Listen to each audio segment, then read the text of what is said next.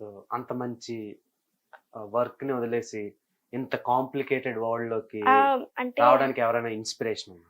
Inspiration ఏం లేదు, నాకు ఇష్టం అనమాట. చిన్నప్పటి నుంచి టీవీలో వాళ్ళు ఇలా చూస్తాం కదా మనం, అరే నేనెందుకు ఇట్లా ఉండొద్దు అనేసి అనిపిస్తుంది.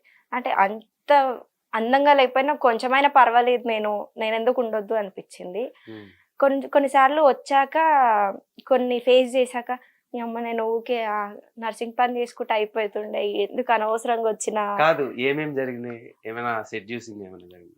ఇక అవుతాయి కదా, ఏదైనా ఆడిషన్కి వెళ్ళినప్పుడు కానీ, ఏదైనా ఆఫీస్కి వెళ్ళినప్పుడు కానీ అసిస్టెంట్ డైరెక్టర్ నుంచే స్టార్ట్ చేస్తారు. అరే అంటే నేను అసిస్టెంట్ డైరెక్టర్గా పనిచేసిన కాబట్టి ఈయన చేతులు ఏముండదు, ఎందుకు ఈయన ఇంత ఓవర్ యాక్షన్ చేస్తున్నా అని అనిపిస్తుంది.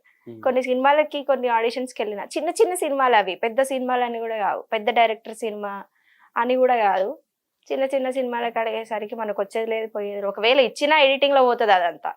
అంటే తెలుసు కాబట్టి, నాకు ఆ వర్క్ ఏందో తెలుసు కాబట్టి ఇక కొన్ని ఇవ్వడం ఆపేసి నా ఓన్గా నేను యూట్యూబ్ స్టార్ట్ చేసుకొని నా ఓన్గా నేను ఇన్ఫ్లుయెన్సర్గా అవి ఏదేదో చేసేసి కొంచెం పర్లేదు అనేలాగా బతుకుతున్నా అంతే. సో ఇప్పుడు అమ్మాయిలు చాలా మంది ఒక్క ఛాన్స్ స్క్రీన్ ప్రెజెన్స్ కోసం ఏది చేయడానికైనా రెడీ రెడీ.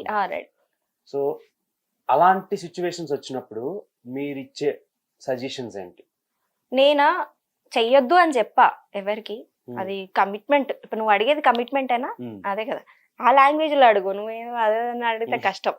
సో కమిట్మెంట్ ఎట్లుంటుంది అంటే, ఒకవేళ ఆ అమ్మాయి సరే 5 minutes కళ్ళు మూసుకున్నా అయిపోయింది ఇచ్చేస్తా నేను అనుకున్నా, చూపించేవాడు లేడు స్క్రీన్ పైన, సరే ఆ అమ్మాయిని చూపిస్తాడు న్యాయంగా ఉంటాడు అనేది లేదు. ఈ చిన్న సినిమా వాళ్ళు ఏం చేశారంటే, అమ్మాయి కొంతమంది అమ్మాయిల కోసమే సినిమా స్టార్ట్ చేస్తారు. విన్నాను. ఓన్లీ అమ్మాయిల కోసమే పూజ చేసేసి ఫటాఫట్ పూజ చేసేసి ఆడిషన్కి పిలిచేసి, అరే నువ్వు సెలెక్ట్ అమ్మా, నీతో రేపు డైరెక్టర్ మాట్లాడతాడు, నీతో రేపు డైరెక్టర్ ప్రొడ్యూసర్ మాట్లాడతాడు, హీరో మాట్లాడతారు అని